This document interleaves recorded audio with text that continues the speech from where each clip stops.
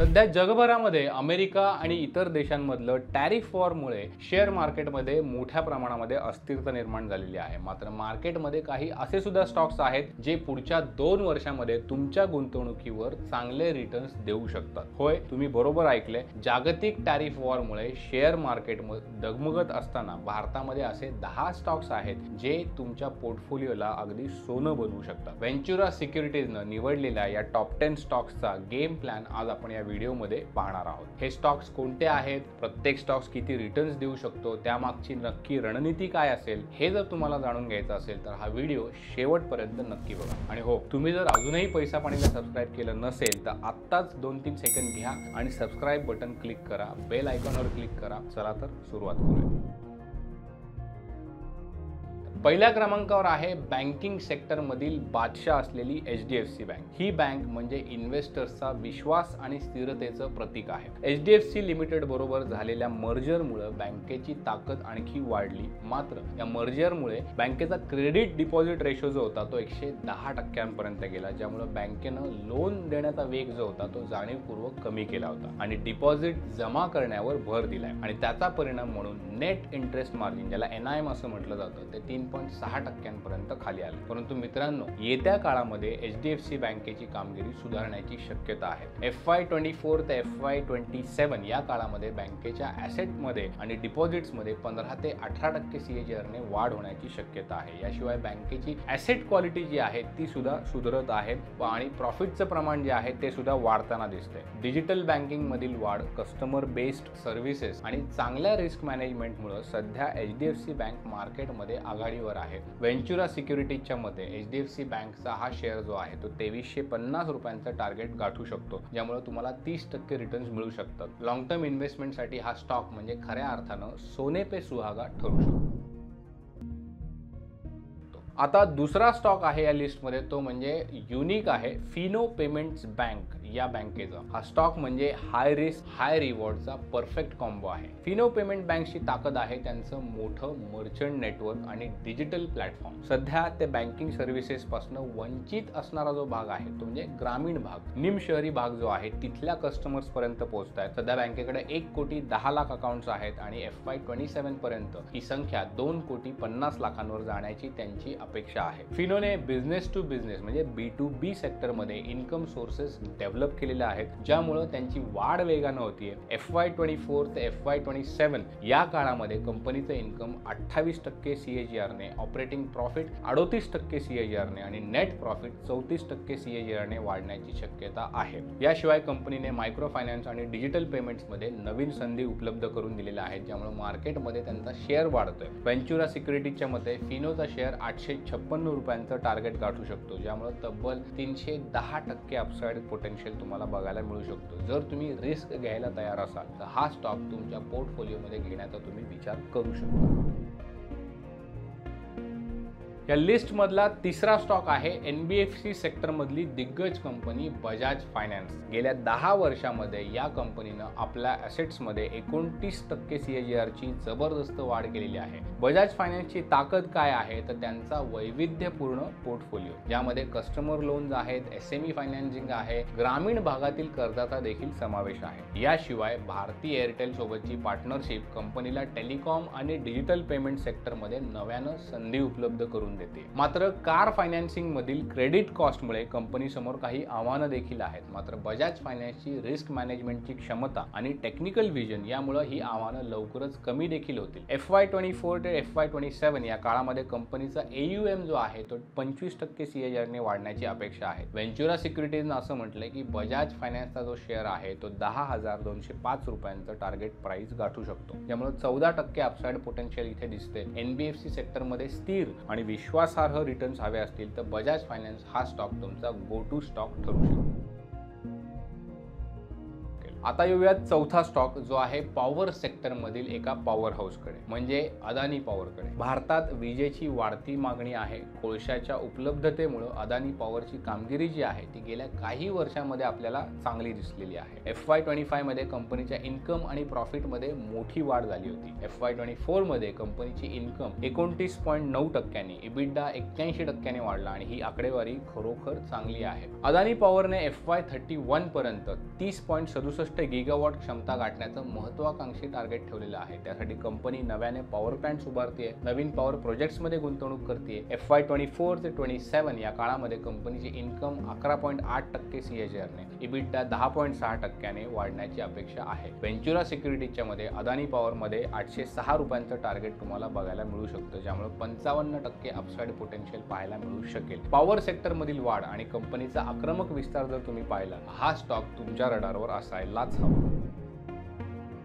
आता retail sector मधला एक चमकता तारा म्हणजे ट्रेंट लिमिटेड. ही कंपनी सेल्स ग्रोथ मध्ये आशियातील आघाडीच्या कंपन्यांपैकी एक आहे. FY23 ते FY25 या काळामध्ये ट्रेंटनं 45% CAGRने सेल्स ग्रोथ साध्य केलेली आहे. ही कामगिरी अतिशय कौतुकास्पद म्हणावी लागेल. कंपनीने ब्युटी, इनरवेअर आणि फॅशन सारख्या नवीन कॅटेगरीमध्ये आता एंट्री केलेली आहे. ऑनलाईन सेल जे आहे ते वाढवण्यावर कंपनीने भर दिलेला आहे. सध्या ट्रेंटचा वेस्ट साइड ब्रँड जो आहे तो 238 स्टोअर्स चालवतो. झुडिओ ब्रँडने 635 स्टोअर्स सुरू केलेले आहेत. FY27 पर्यंत ट्रेंडची इन्कम जी आहे आणि प्रॉफिट जे आहे ते 20% जास्त CAGRने वाढण्याची अपेक्षा आहे. व्हेंचुरा सिक्युरिटीजच्या मते ट्रेंडचा शेअर 6,300 रुपयांचं टार्गेट गाठू शकतो, ज्यामुळे 29% अपसाइड पोटेन्शियल बघायला मिळू शकतो. रिटेल सेक्टरमध्ये होणारी वाढ जर तुम्ही लक्षात घेतली तर ट्रेंडचा स्टॉक जो आहे तो तुमच्या पोर्टफोलिओला चमक देऊ शकतो.